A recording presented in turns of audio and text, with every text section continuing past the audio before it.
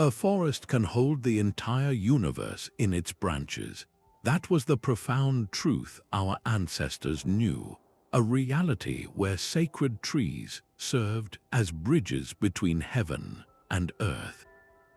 From the misty groves of the Celts to the sun-baked temples of Egypt, these silent giants were far more than plants. They were pillars of spiritual understanding, living symbols of life, death, and rebirth. Why did cultures across the globe invest such deep meaning into the bark and leaf of a tree? And what hidden messages about our own world are still waiting to be decoded? By the end of this journey, you will see the forests of our planet with completely new eyes. We will uncover how a single tree could map the cosmos itself, and why a fig tree became the very seat of enlightenment. What is the one tree you feel a deep connection to, and why does it call to you? Its trunk is the spine of the world, a pillar of living wood that holds the stars aloft. From its deepest roots in the land of the dead to its highest branches brushing the heavens, this is the world tree, an idea so powerful it took root in cultures separated by continents and oceans. In the frozen north, the Vikings spoke of Yggdrasil, an immense ash tree trembling with the fate of the worlds. In India, the sacred texts describe the Ashvattha, a celestial fig tree with its roots in the sky and branches reaching down to earth. The Maya, the Aztecs, cultures across Siberia and the Americas, all envisioned their own version of this cosmic axis. This was not a simple symbol. It was understood as the central pole of reality, a point philosopher Mircea Eliade called the axis mundi. This was the still center of the turning universe, the one place where the veil between worlds grew thin. A shaman could climb its trunk to speak with the gods. A spirit could descend its roots to the underworld. It taught that the universe was a single, interconnected being, a living system where a rustle in the heavenly branches could be felt as a tremor in the underworld. This great tree also mapped the inner journey of the soul, a path of growth reaching for enlightenment, while its endless cycles of shedding leaves and growing new ones mirrored the great wheel of time, where death is not an end but a return to the source, a necessary step before life begins again.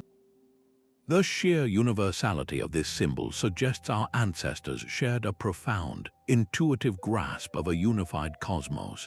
To see how this grand archetype took on a specific, vibrant, and perilous life, we need only journey to the misty realms of the Norse, to the tree that held 9 entire worlds in its embrace. Its 3 great roots stretch out to drink from 3 separate springs, each one a well of profound and terrifying power. One root draws from the well of Urda, where the 3 Norns, the weavers of fate, carved the destinies of gods and mortals into the trunk itself.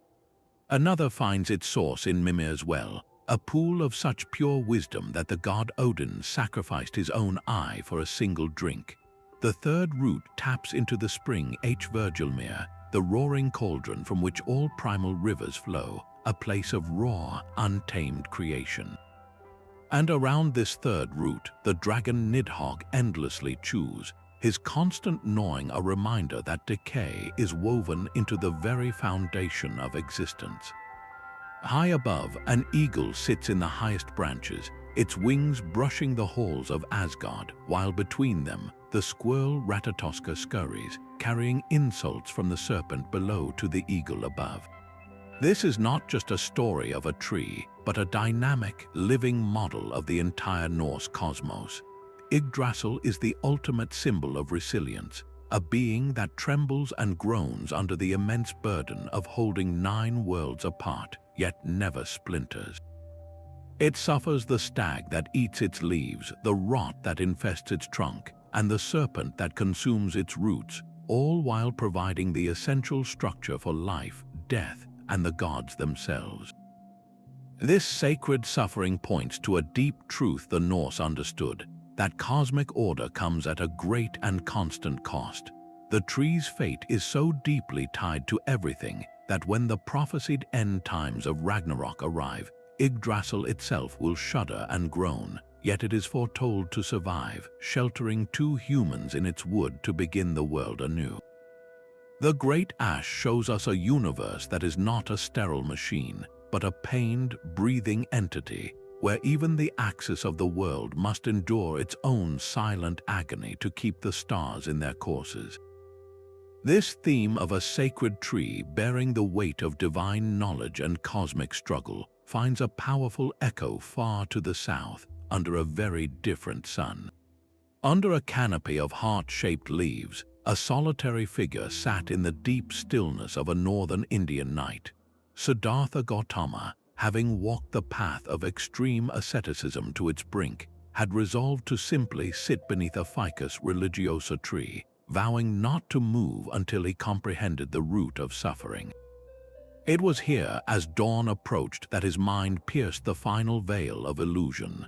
He did not ascend to a distant heaven to find this truth. He found it rooted firmly in the earth, with the tree itself as his silent witness and steadfast support. In that moment of supreme awakening, he became the Buddha, the enlightened one, and the tree was forever transformed into the Bodhi Tree, the tree of awakening. It was not worshipped as a god, but revered as the sacred ground where human consciousness achieved its highest potential. Buddhist texts describe how the very leaves of the tree trembled in a gentle, sympathetic rustle as he attained nirvana, a beautiful metaphor for the interconnected joy that ripples through all of existence when one being finds liberation. This was a revolution in spiritual thought. Enlightenment was not a distant, abstract concept, but something achievable here and now, with nature itself as a partner in the quest. The tree's heart-shaped leaves became eternal symbols of the compassionate wisdom that blossoms from such a discovery. For centuries after, the original Bodhi tree in Bodh Gaya served as the most vital living shrine in Buddhism. Even after the parent tree eventually died, its descendants, propagated from its cuttings, were planted across Asia from Sri Lanka to Japan. Each of these trees is considered a direct lineage holder of that original moment of enlightenment, a living continuation of the Buddha's presence and teachings. They remain vibrant centers of pilgrimage and meditation, places where people still sit in their shade, seeking their own inner peace, connected to that first night of awakening by an unbroken line of roots and branches. This idea of a tree as a direct conduit to ultimate knowledge is a powerful archetype, one that echoes strangely in the mist-shrouded oak groves of an entirely different culture, where the Celts believed the veil between the worlds was thinnest not in a temple but in a sacred forest. Deep within the shadowy oak groves of ancient Europe, the air itself was thought to hum with a different kind of power. For the Celtic Druids, these were not merely clusters of trees, they were natural cathedrals, the true dwelling places of the divine.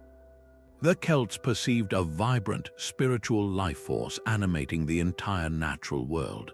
They did not bow to the wood itself as an idol, but to the powerful spirits and deities that resided within it, making every forest a potential gateway to the other world.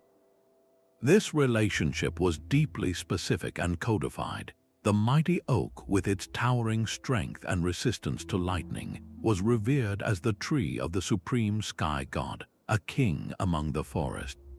The ash tree was associated with enchantment and the weaving of destinies, while the humble hawthorn was a fairy tree, marking the borders of the unseen realms.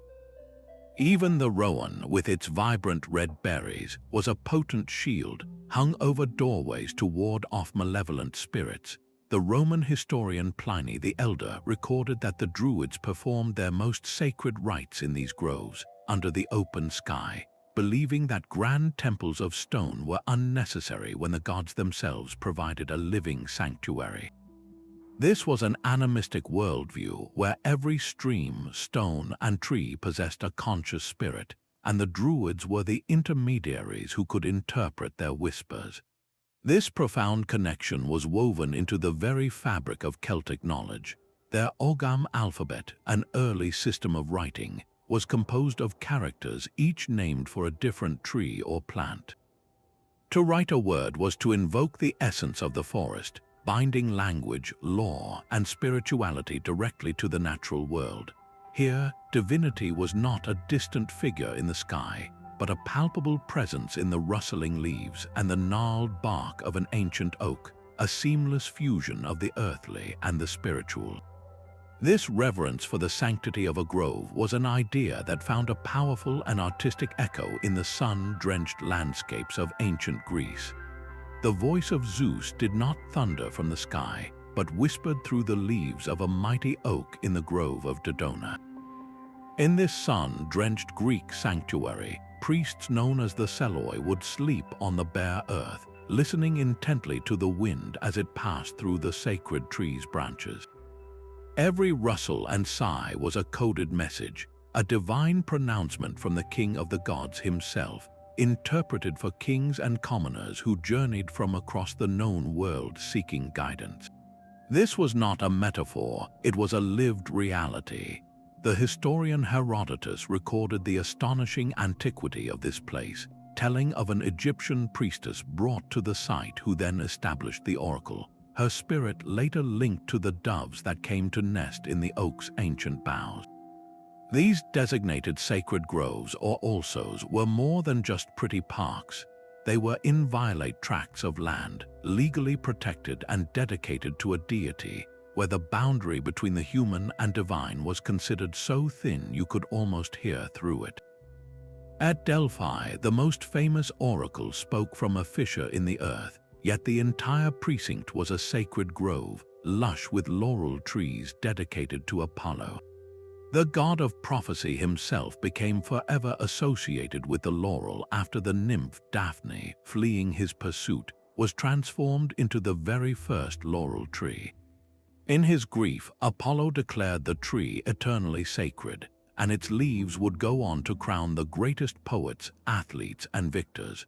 These groves served as multifaceted centers of life. They were places of asylum where a fugitive could find safety, sites of healing where the sick would sleep in hopes of a curative dream from the god, and hubs for communal festivals that wove spiritual practice into the very fabric of social life. This illustrates a holistic world, where the health of the spirit, the community, and the local ecology were seen as one and the same. To seek wisdom, you did not always look to the stars, you went into the forest and listened. This profound Greek belief in a direct, auditory communion with the divine through nature presents a fascinating parallel to another foundational story, one where hearing a voice from a tree would lead to a cataclysmic shift in the fate of all humanity. Yet another voice, this one not from rustling leaves but from a divine command, established a different kind of sacred tree at the very dawn of creation.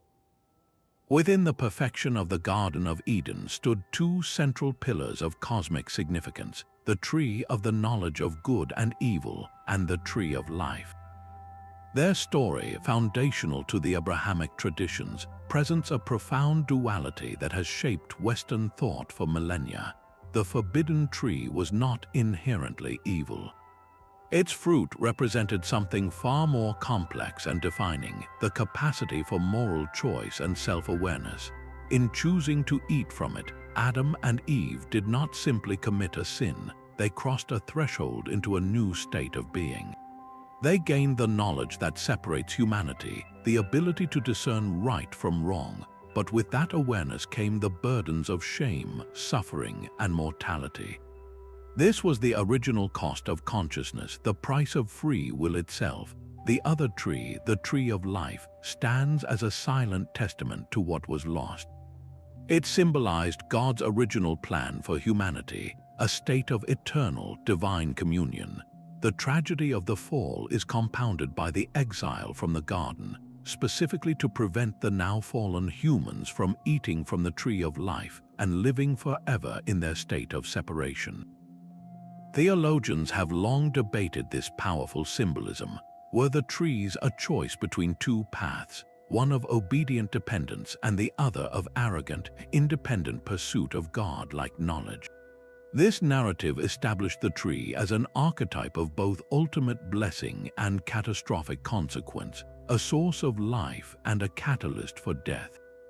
It is a story of a broken relationship, not just between humanity and God, but between humanity and the natural world itself, introducing toil and struggle into what was once a harmonious paradise.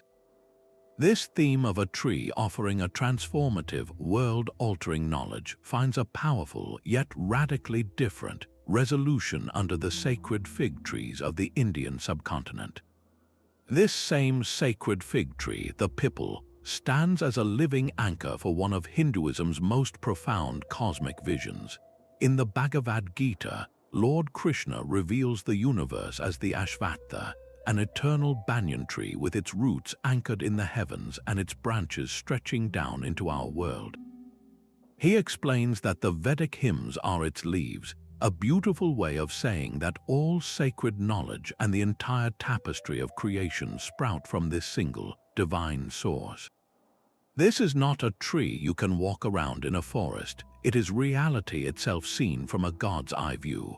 Its upward-reaching roots represent Brahman, the ultimate, unmanifest reality from which everything flows.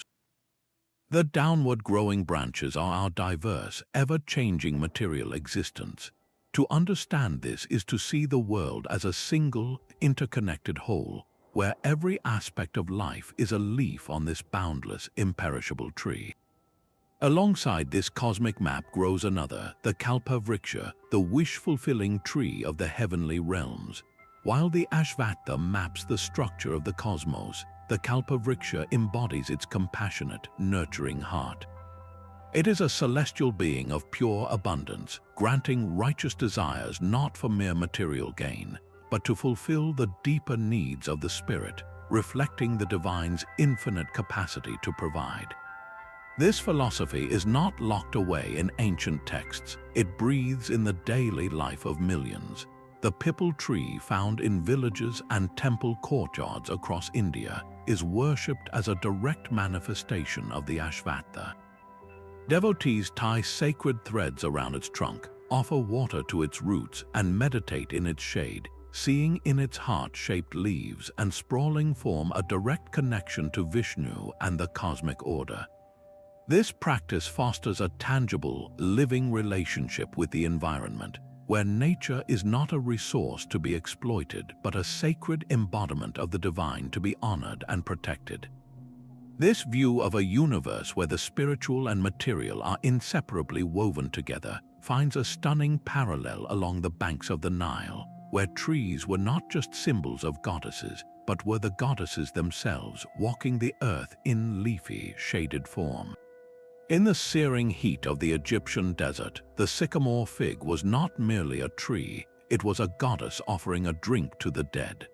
This was a land where survival depended on the thinnest ribbon of water, and the sycamore, with its deep roots tapping into the life-giving Nile and its wide, generous canopy casting a pool of shade, became a living symbol of divine mercy. It stood as a sentinel at the border between the world of the living and the Duat, the perilous underworld.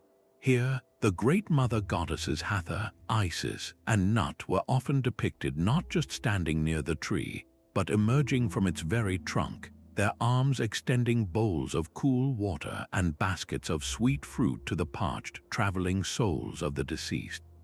To eat from this tree was to receive sustenance directly from a deity, a ritual of rebirth essential for the soul's journey. This profound connection is painted on tomb walls and inscribed in the Book of the Dead, where the soul pleads, "O sycamore of Nut, give me of the water and air which are in you." The tree's milky, white sap was seen as the celestial milk of the sky goddess Nut herself, a nourishing fluid from the heavens. This vision presents a world where the divine is immanent, physically present and accessible in the natural world. A goddess was not a distant statue in a temple. She was the cool shade you rested in, the sweet fruit you ate, the life-giving sap that promised resurrection. This direct embodiment of a goddess in a living tree offers a powerful contrast to the shamanic traditions of Siberia, where the sacred birch served not as a deity, but as a ladder to reach them. Far to the north, in the bone-chilling silence of the Siberian taiga, a different kind of communion with the sacred tree took place. Here, the world tree was not a distant symbol to be worshipped, but a living ladder to be climbed. A shaman, his consciousness altered by the relentless rhythm of a single drum and ancient chants, would begin a perilous ascent. He did not climb a physical oak or ash, but a ceremonial tree planted at the center of his tent, or sometimes just a single pole with notches carved into its side.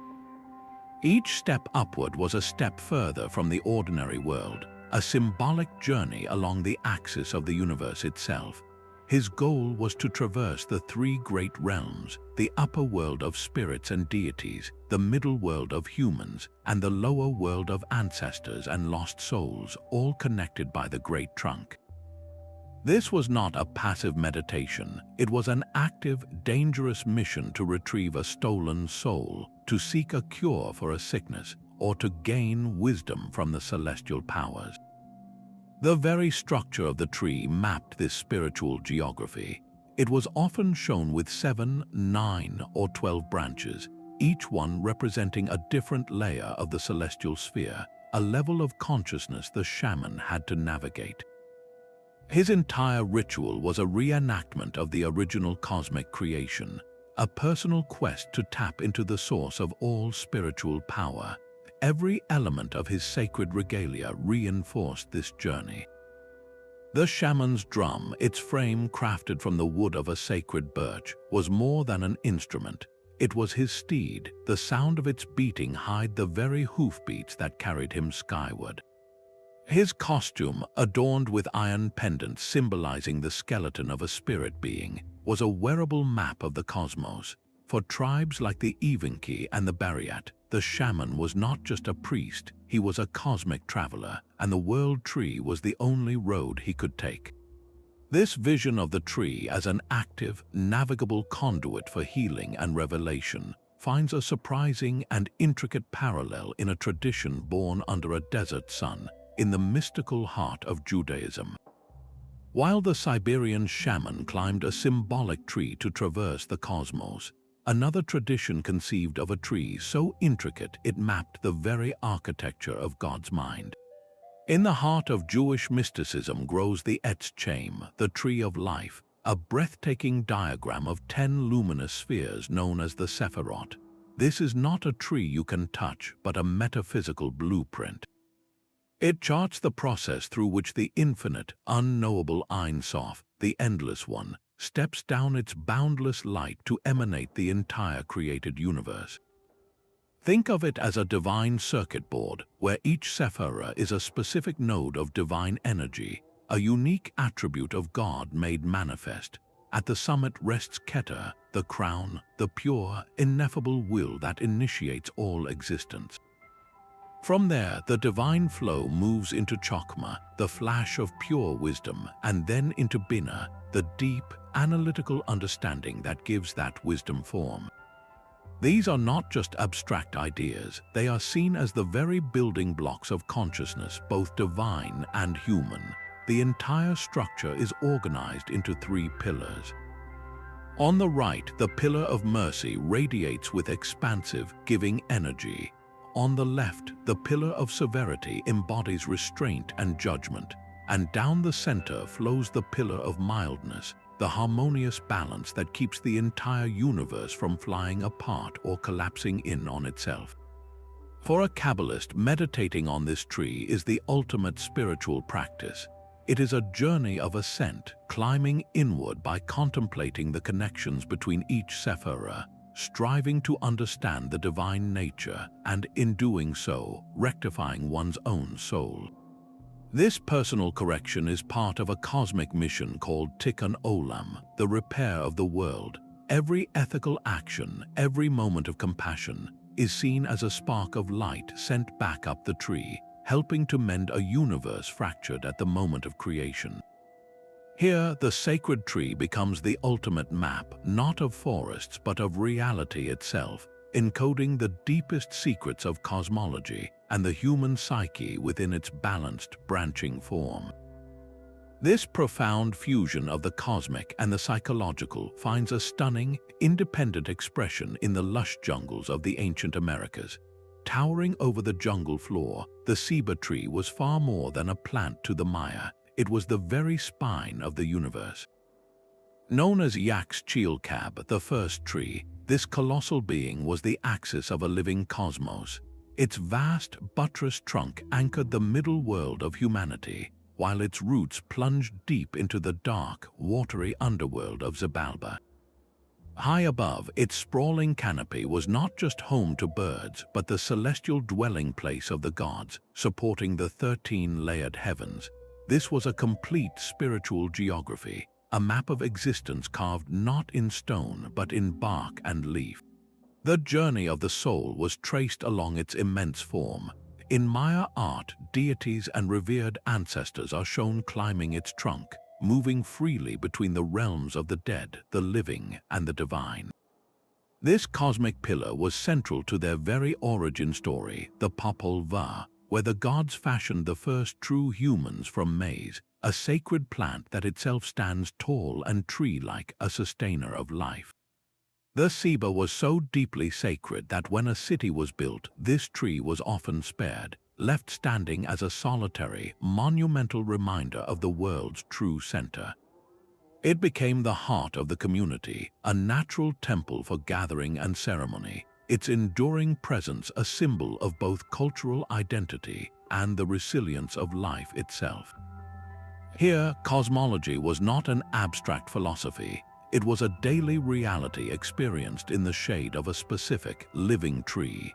This pattern of a localized sacred geography, where a particular tree species anchors the entire spiritual landscape, finds a remarkable echo on the other side of the world, in the ancient forests of Japan.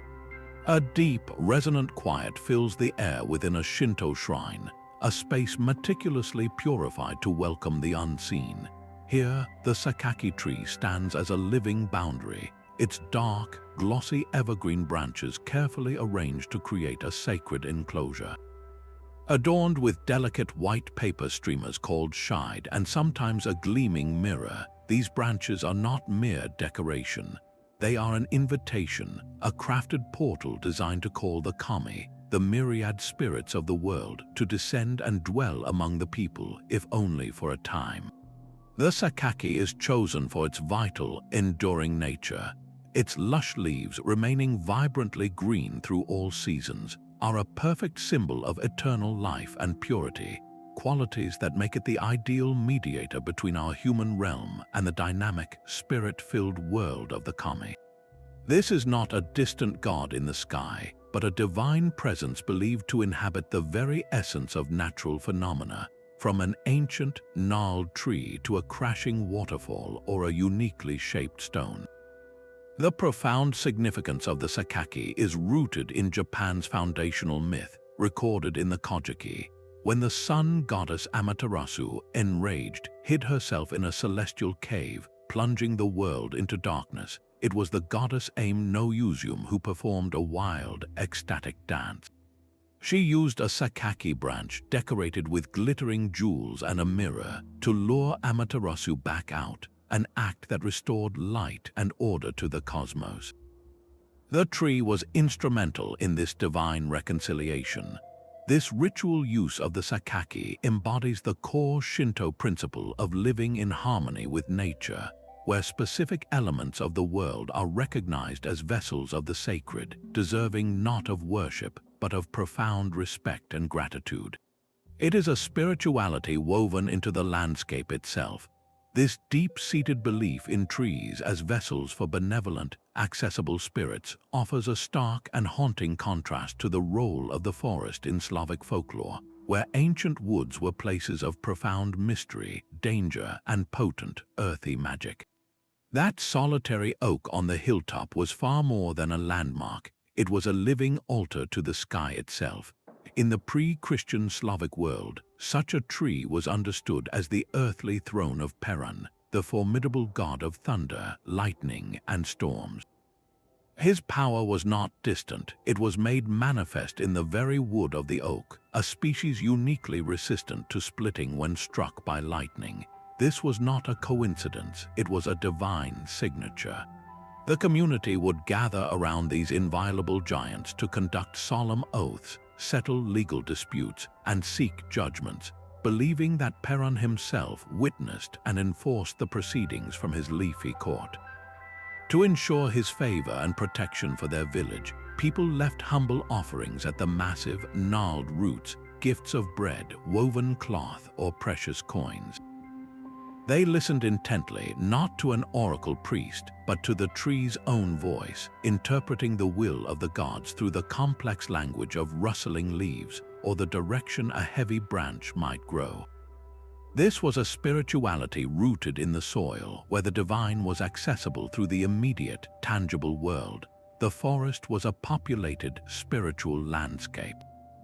Alongside the regal oaks of the high gods stood trees inhabited by a host of other beings. A benevolent domovoi, a household spirit, might reside in the old tree near a home, while a sinister leshy, a trickster guardian of the forest, could command the deep woods, leading the unwary astray. This animistic worldview endowed certain ancient trees, particularly oaks, with potent healing properties. Folk medicine relied on recipes using their bark or leaves to cure ailments, drawing the gods' enduring strength directly into the sick and wounded. When Christianity spread across these lands, it faced a profound challenge: how to redirect this deep-rooted arboreal reverence. The strategy was often one of co-option, not outright destruction. Churches were deliberately built near or around these pagan sacred groves, and the powerful figure of Perun was sometimes syncretized with the prophet Elijah, who was also depicted as racing across the sky in a fiery chariot. Yet, even when a sacred oak was felled, the old beliefs did not die. They simply retreated into the rich soil of folk tales and fairy tales, where talking trees and magical forests remained a constant. This Slavic tradition presents a beautifully raw, earthy form of spirituality, where magic and the divine were immediate forces woven into the landscape. This very same idea of nature holding the key to profound transformation would be encoded in the cryptic symbols of a very different tradition, one that sought to turn lead into gold and the human soul into its purified, perfected form. Within the locked workshops of medieval alchemists, a different kind of tree took root, one that grew not in soil but in the secret fires of the Athana. Illustrators of cryptic manuscripts depicted the philosophical tree, a miraculous plant sprouting from a single seed placed within the alchemist's sealed vessel. Its branches did not bear ordinary leaves, but the 7 planetary metals, each one representing a stage in a cosmic and personal metamorphosis. This was the ultimate symbol of the great work, the Opus Alchemicum. The tree's patient growth from a base metallic seed into a structure crowned with silver and gold mirrored the alchemist's own grueling inner journey. This was not merely a chemical recipe, it was a parallel process of spiritual refinement where the practitioner and the primal matter had to be purified together. The tree's development mapped the famous stages of the work: the blackening nigredo of putrefaction and despair, the whitening albedo of purification and clarity, and finally the reddening rubedo, the glorious culmination of a soul reborn into its highest, most golden state. In stunning illuminated texts like the Splendor Solis, this tree bears fruit of shimmering suns and serene moons, representing the sacred marriage of opposites, the volatile spirit of Mercury united with the fiery soul of sulfur. This hieros gamos, this divine union of male and female principles, was the essential key to generating the philosopher's stone, the ultimate goal that could transmute base metal and, more importantly, the base human soul. The alchemical tree was therefore a complete cartography of hidden truth, a map of cosmic processes reflected perfectly within the microcosm of the human psyche. It taught that divine knowledge was not simply written in books, but was encoded into the very fabric of nature, waiting to be unlocked through ardent labor and spiritual insight. This esoteric vision of the tree as a direct blueprint for psychic transformation would eventually find a powerful new interpreter in the 20th century, a man who would mine these ancient symbols for their profound psychological truths. Carl Jung saw the tree archetype growing in the dreams of his patients, a universal symbol sprouting from what he called the collective unconscious. He proposed that just as our bodies share a common anatomy, our minds are built upon a foundation of shared psychic structures, and the tree is one of the most primal. It is not merely a cultural relic, but a living, internal blueprint for the most important journey any person can undertake, the process of individuation. This is the lifelong work of becoming a complete, indivisible individual by integrating the conscious self with the vast, uncharted territories of the unconscious. The tree is a perfect map for this quest. Its roots drive deep into the dark soil of the unconscious, into the realm of primal instincts, forgotten memories, and everything we have repressed. Its branches, in stark contrast, reach upward toward the light of consciousness, striving for spiritual heights and future potential. And the sturdy trunk standing between them is the ego, the core sense of I that must hold this entire dynamic structure together, providing stability amid the inner conflict between our deepest instincts and our highest aspirations. For Jung, a tree in a dream was rarely just a tree. It was a snapshot of the dreamer's own psychic state. A healthy, flourishing tree might indicate a period of vibrant personal growth and integration. A withered or damaged tree could point to emotional neglect or a spiritual crisis. A tree split down the middle might reveal a profound inner division, a conflict the conscious mind has refused to face. Jung was particularly fascinated by the tree's appearance as a mandala, a circular symbol of wholeness and centering. When a tree appears in a dream with its branches and roots forming a symmetrical, balanced pattern around a central trunk, it represents the emerging self, the unified total personality that is the ultimate goal of individuation. It is the psyche's own way of drawing a picture of its quest for order and meaning amidst the chaos of internal and external life. This integration, however, is not a peaceful process. It requires confronting what Jung termed the shadow, the hidden part of our personality that contains the traits we deny in ourselves, often our weaknesses, fears, and primitive urges. And here, the ancient mythological motif of the serpent coiled at the base of the tree takes on a profound new meaning. That dragon or serpent is not an external monster to be slain, but the internal guardian of our own darkest depths. To climb the tree toward wholeness, you must first face what lurks in its roots. You must acknowledge and make peace with your own shadow, for it holds immense energy that, once integrated, becomes a source of incredible creativity and life force, rather than a destructive power that operates from the shadows. This psychological lens transforms every sacred tree we have encountered from an external object of worship into an internal guide for the soul. The world tree is no longer just a cosmic axis. It is the central pillar of your own unfolding consciousness. The Bodhi tree is not only the site of the Buddha's enlightenment, but a symbol of the supreme awakening available to every individual who sits with unwavering commitment to understanding their own mind. When we see these trees not as separate from us, but as mirrors of our deepest selves, their ancient power suddenly becomes intensely modern and personal. This perspective inevitably leads us to a final, crucial question. If the sacred tree is a map of our inner world, and we are part of the natural world, what does it mean when the external forests themselves begin to wither? The fate of the inner landscape may be more tied to the outer one than we ever realized. Emerging from the cold stone of a medieval cathedral, a face woven entirely from oak leaves stares back, vines spilling from its mouth as if it is speaking the very language of the forest. This is the Green Man, an enigmatic and unsettling presence carved into the pillars and bosses of Europe's most sacred Christian spaces. He is the wildwood given a face, a direct infusion of untamed nature into the heart of organized religion. His origins are shrouded in the deep past, long before the first cathedral was ever raised.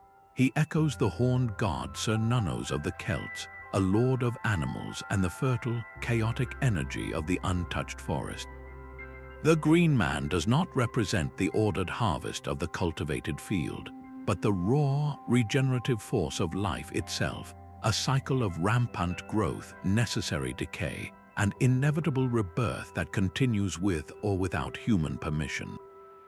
His persistent, leafy gaze from the walls of a church is a profound act of reconciliation, a silent acknowledgement that the divine cannot be fully contained by stone walls and must include the creative, often messy, power of the natural world. Scholars like William Anderson see him as a powerful archetype, a symbol of the masculine principle in nature, not as a domineering force, but as a vital, generative energy. He is the horned god stripped of his horns, his power translated into foliage, a pagan spirit invited inside and given a permanent home. His enduring presence in these spaces testifies to a deep, unshakable human instinct, a need to honor the mysterious source of life that the forest has always represented. The fact that he was carved again and again by the hands of devout artisans suggests this was more than mere decoration. It was an act of spiritual integration, a way to make the church itself a sacred grove. The Green Man is a bridge, a leafy synapse connecting the structured human soul to the wild, creative intelligence of the earth. He reminds us that even in our most ordered and sanctified spaces, the wild continues to whisper and the leaves continue to grow. This modern reawakening to the sacredness of trees is not confined to dusty texts, but is breathing anew in living soil. Across the globe, people are actively planting new sacred groves, deliberate acts of creation where every sapling is a prayer for the future. In revived Druid traditions, these groves become outdoor temples for seasonal ceremonies, honoring the turning wheel of the year under the same oaks their ancestors might have known. This is more than nostalgia. It is a profound ecological ritual, a physical binding of community back to the land. This movement is gaining formal recognition in places like India, where the government has begun legally designating certain ancient, venerated forests as natural sacred sites, protecting them from development not just for their biodiversity, but for their irreplaceable cultural and spiritual significance. The underlying philosophy is a radical shift in perspective, one that sees an ancient cedar or a sprawling banyan not as a resource to be managed, but as a living relative. This idea, championed by the deep ecology movement, asserts that all beings, from a river to a redwood, possess intrinsic value and a fundamental right to flourish, completely independent of their usefulness to humans. It is the same conviction that fueled Wangari Maathai's Green Belt movement in Kenya, where the simple, sacred act of planting millions of trees became a powerful force for environmental restoration and women's empowerment, healing the land and the spirit as one. Science is now catching up to this ancestral intuition, providing concrete evidence for what our souls have long suspected. The Japanese practice of Shinrin-yoku, or forest bathing, is far more than a walk in the woods. It is a mindful, sensory immersion in the atmosphere of the forest. Studies now show that breathing in the phytoncides, the natural aromatic compounds released by trees, can significantly lower cortisol levels, reduce blood pressure, and even boost our natural killer cells, enhancing the immune system's ability to fight disease. The trees, it seems, are literally healing us, just as the goddesses in the Egyptian sycamores once offered sustenance to the dead. This powerful convergence of ancient reverence and modern science points toward a hopeful path forward. It suggests that the sacred tree archetype is re-emerging not as a superstition, but as an essential guide for a sustainable future. It is a call to remember that we are not separate from the biosphere, but deeply woven into its fabric.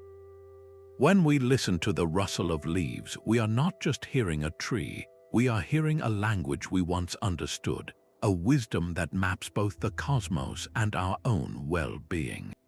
Seeing these patterns repeated across millennia and continents, from the Celtic groves to the cosmic Ashvattha, we are left with a compelling question. What is the fundamental, universal truth about trees that resonates so deeply within the human psyche, calling to us from the very roots of our collective consciousness? Three great patterns emerge from this global forest of belief, patterns so consistent they seem to be written into our very DNA. The first is the axis mundi, the world tree as the unshakable center. This is not merely a poetic idea, but a fundamental cognitive model for imposing order on a chaotic universe. Every culture needed to locate its own navel of the world, a fixed point around which the stars could turn and the seasons could pivot. Whether it was Yggdrasil at the heart of the Norse cosmos or the Ceiba tree anchoring the Maya world, this central pillar answered humanity's most primal spatial question: where is the center of everything, and how do I orient myself within it? The second, equally powerful theme is the tree as the ultimate emblem of life, death, and rebirth. You do not need to be a philosopher to understand this symbolism. You only need to watch a deciduous tree through the turning year. It stands lush and green in the summer of life, then surrenders its leaves in the autumnal death, standing bare and skeletal through the winter of the grave, only to miraculously burst forth with new buds in the spring of resurrection. This visible, dependable cycle made the tree a perfect natural clock for the soul's own journey, teaching that death is not a final end but a necessary dormancy before returning to the source. The third great pattern is connection. The sacred tree is never an end in itself. It is always a conduit, a living bridge. Its roots grip the underworld, its trunk grounds our middle earth, and its branches comb the heavens, physically linking all three tiers of existence. It connects the divine to the mortal, as when Zeus spoke through the oak at Dodona. It bridges the conscious mind with the unconscious depths, just as Carl Jung observed in the dreams of his patients. And on a social level, it ties the individual to the entire community, serving as a gathering place for oath-taking, judgment, and celebration under its unifying shade. These are not random symbols, they are deep, archetypal answers to the core conditions of human life. Where is my center? What becomes of me after I die? And how am I part of something much, much larger than myself?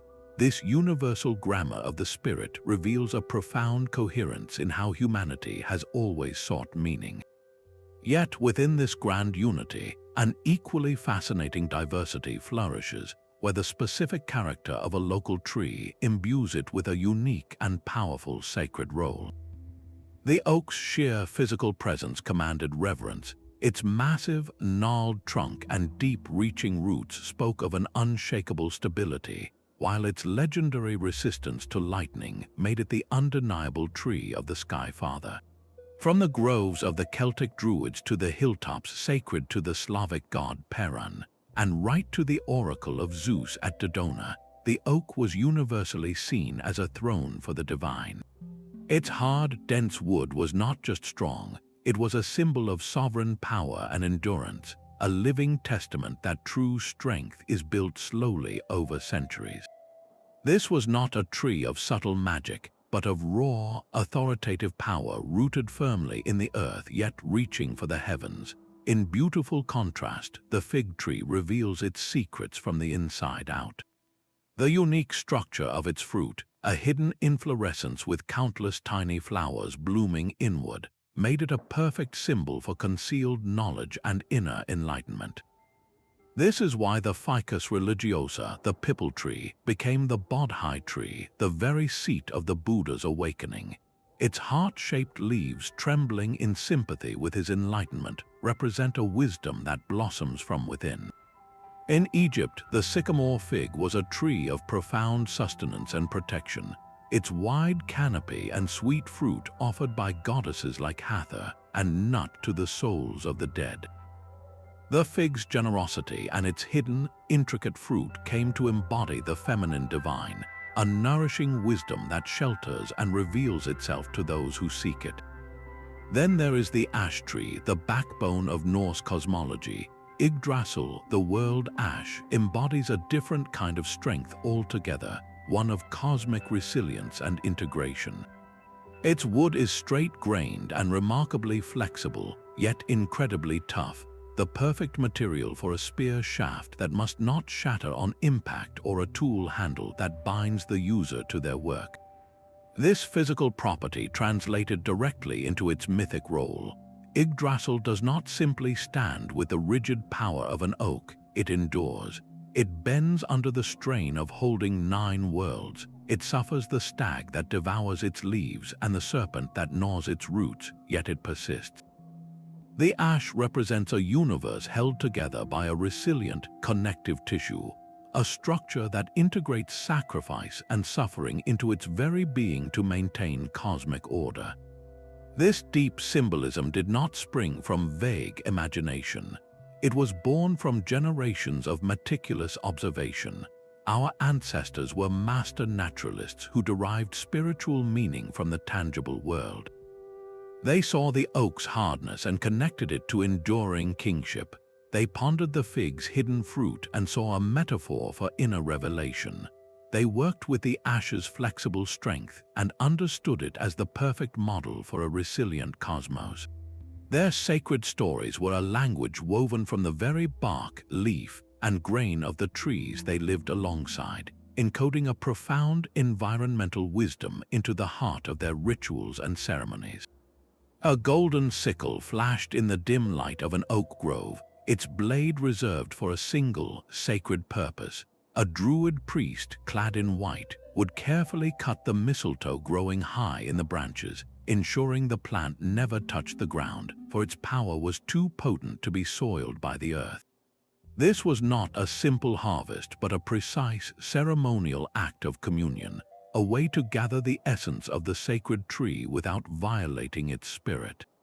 Half a world away, under the heart-shaped leaves of a pipal tree in India, a different form of veneration unfolds. A devotee walks in a slow, mindful circle around the massive trunk, a practice known as pradakshina. With each step, she ties a bright red or yellow thread around the bark, a tangible representation of a heartfelt prayer or a deep wish, physically binding her hopes to the tree's enduring life force. These rituals, though separated by continents, share a common goal: to transform abstract belief into a physical, reciprocal relationship with a living being. Offerings were the universal language of this relationship. Food, drink, coins, or strips of cloth were left at the base of ancient trees, humble gifts meant to nourish the spirit within or to ask for its intercession. You can still see this today at pilgrimage sites worldwide, where trees become living altars, their branches heavy with ribbons and tokens, each one a silent story of a plea or a gratitude.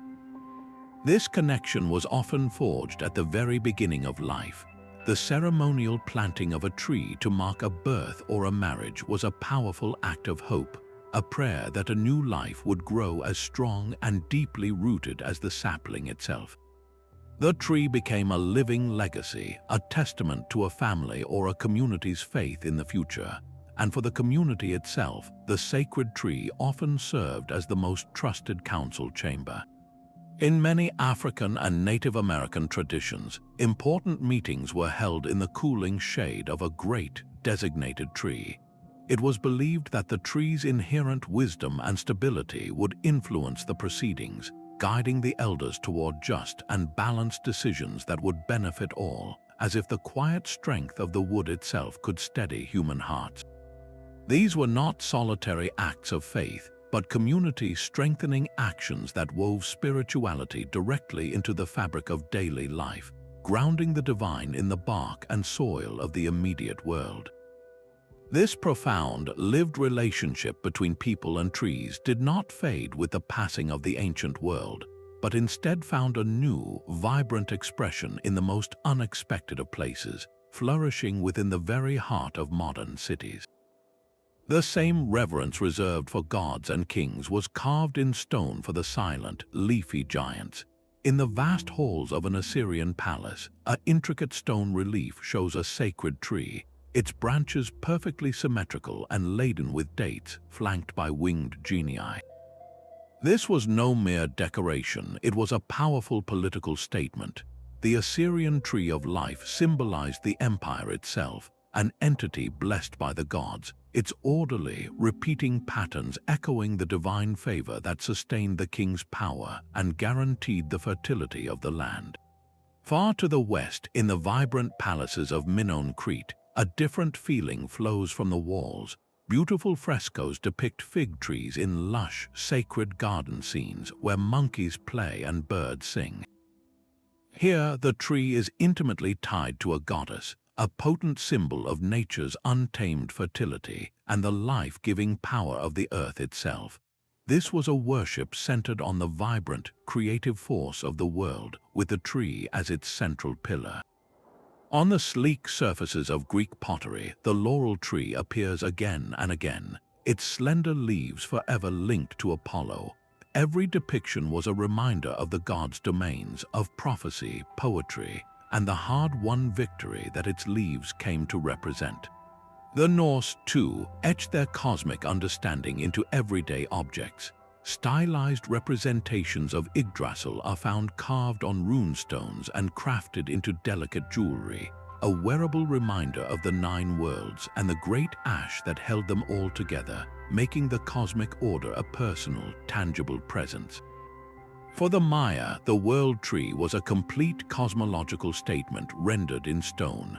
On towering stelae and temple lintels, they carved the Ceiba as a flowering pillar, a celestial bird perched at its summit in the realm of the gods, and a serpentine, underworld entity coiling at its base in Xibalba. This single image captured the entire vertical axis of their universe, a map of reality intended to last for eternity. And as the ancient world gave way to the medieval, the tree archetype was seamlessly woven into a new faith. In the glowing pages of Christian illuminated manuscripts, the tree of Jesse illustrates the earthly lineage of Christ. It grows from the reclining figure of Jesse, its branches twisting upwards to bear kings and prophets as its fruit, culminating in the Virgin Mary and the Christ child at its apex. This was a masterful adaptation, using the ancient, powerful symbol of the life-giving tree to root a new theological story in a deeply familiar visual language. This enduring iconography across cultures and millennia proves that the sacred tree was one of the most potent and versatile symbols ever conceived by human hands. It served as a universal visual shorthand, allowing artists to encode their most complex ideas about life, cosmos, and divinity into a single, comprehensible form. Ideas that were not only painted and carved, but built into the very foundations of their cities and temples. The sacred oak at Dodona did not merely stand near the temple, the tree was the temple. Its rustling leaves formed the original oracle, and the entire complex grew outward from that single, divine center.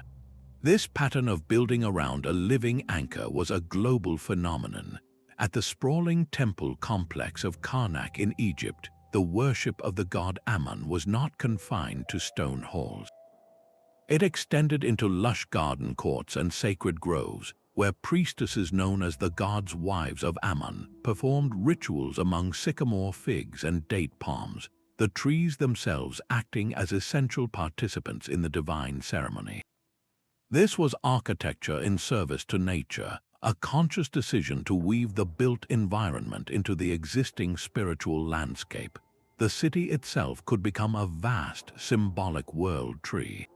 In many ancient Mesoamerican and Asian capitals, the central pyramid or primary temple represented the cosmic trunk, the axis mundi.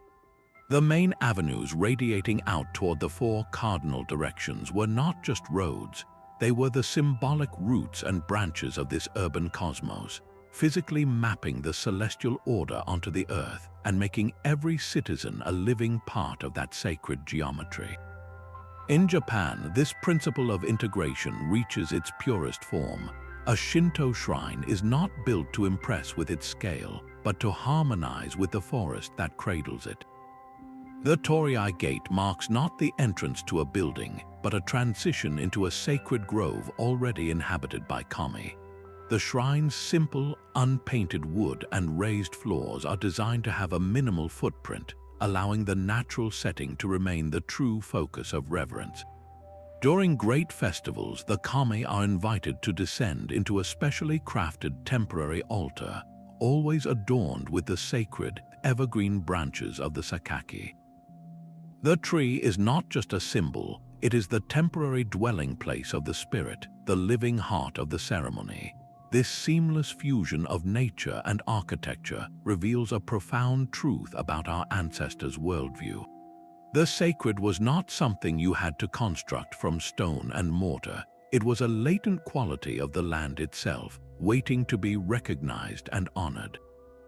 A specific, ancient tree could serve as the spiritual anchor for an entire region, a focal point that organized the surrounding human geography into a meaningful, holy whole. This holistic vision, where the human and the natural were a unified sacred entity, now faces its greatest challenge in a world of concrete and steel. Yet even the most resilient ancient groves now face threats far greater than any mythical serpent. The quiet sanctuaries that have anchored human spirituality for millennia are being silenced by the roar of chainsaws and the relentless spread of concrete. Deforestation, urban expansion, and industrial pollution are severing our most profound living links to the past, not merely felling trees, but erasing entire libraries of cultural and spiritual memory. This is a quiet crisis of disenchantment, where landscapes once pulsating with meaning are flattened into mere resources. In India, the last fragments of native forest often survive only as Devarakadu, sacred groves protected for centuries by religious taboos.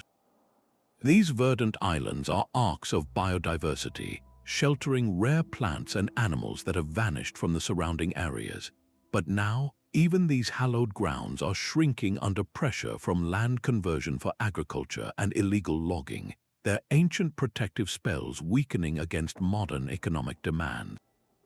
A similar struggle surrounds the chile tree in Mexico, a Montezuma cypress so immense it was once thought to be multiple trees. Sacred to the local indigenous people, this natural monument is a living witness to ages past. Yet its survival is no longer guaranteed by tradition alone. It requires a constant scientific battle against groundwater depletion and the slow poison of air pollution, its leaves coated in the grime of a world it was never meant to endure. The loss of such a being would be more than an ecological statistic. It would be like burning a unique, irreplaceable manuscript of history, one whose stories are written in rings of wood and whispered in rustling leaves. This is the true cost, a cultural and spiritual amnesia that leaves us unmoored in a world stripped of its wonder. But within this sobering reality, a new hope is taking root. A growing recognition of the immense value of these sites is fostering innovative alliances. Conservation models are now emerging that formally partner the traditional knowledge of local custodians with the resources of scientific institutions and governmental bodies. These partnerships acknowledge that the most effective way to save a sacred grove is to honor both the science of its ecosystem and the cultural faith that has preserved it for generations. The fight to preserve these natural monuments is ultimately a fight to preserve meaning itself, a testament to the enduring human need for a living, breathing connection to something greater than ourselves. As our world becomes increasingly digital and disconnected, this ancient arboreal wisdom calls to us more urgently than ever. Our digital world is built upon the ghost of an ancient forest. The very language of computer science is filled with arboreal metaphors, from the family tree structures that organize our data to the branching decision trees that guide artificial intelligence. We navigate vast forests of information along digital branches, and our collective memory now resides in a new kind of axis mundi, the cloud, a seemingly ethereal realm that holds the sum of our knowledge. In its sprawling, interconnected architecture, one can see the stark outline of a global, digital world tree. Its roots are the deep sea cables spanning ocean floors, its trunk is the backbone of the internet, and its endless branches are the social networks and websites linking human consciousness across the planet. This virtual Yggdrasil connects us in ways our ancestors could never have conceived, creating a new realm for human interaction, creativity, and even conflict. Yet for all its structural similarity, this digital tree possesses a critical difference. It lacks the biological life and spiritual immanence of a living oak or a sacred fig. It is a map of connections, but it does not breathe. It organizes information, but it does not grow from soil or offer shade to a weary traveler. This very absence raises a crucial question for our time. As we spend more of our lives immersed in these virtual branches, can the ancient wisdom of the sacred tree offer us a compass? The archetype reminds us that every system, no matter how abstract, is ultimately rooted in the physical world. The servers have a tangible home. The minerals in our devices were once in the earth, and the energy that powers it all flows from the same sun that feeds the leaves. The enduring symbol of the tree challenges us not to abandon technology, but to build a more holistic relationship with it, one where our digital and natural worlds are not in opposition, but are recognized as deeply interconnected. The sacred tree thus proves its timeless relevance, evolving from a cosmic pillar in a physical grove to a guiding principle for the virtual landscapes we now inhabit, always reminding us that true connection must be grounded in the living reality we all share. From the whispering oaks of Dodona to the digital forests of our data streams, the sacred tree has proven to be one of humanity's most enduring and versatile symbols, a silent witness to our deepest questions about life, cosmos, and our place within it. We have journeyed through its many forms: the cosmic axis of Yggdrasil, the enlightening Bodhi Tree, the protective Sycamore of Egypt, and the psychological map of the Kabbalah, discovering that its hidden meaning is ultimately a reflection of our own search for connection, meaning, and growth. These ancient myths are not mere superstitions. They are profound ecological and psychological wisdom encoded in narrative form, reminding us that we are not separate from nature but are a part of its sacred, interconnected web.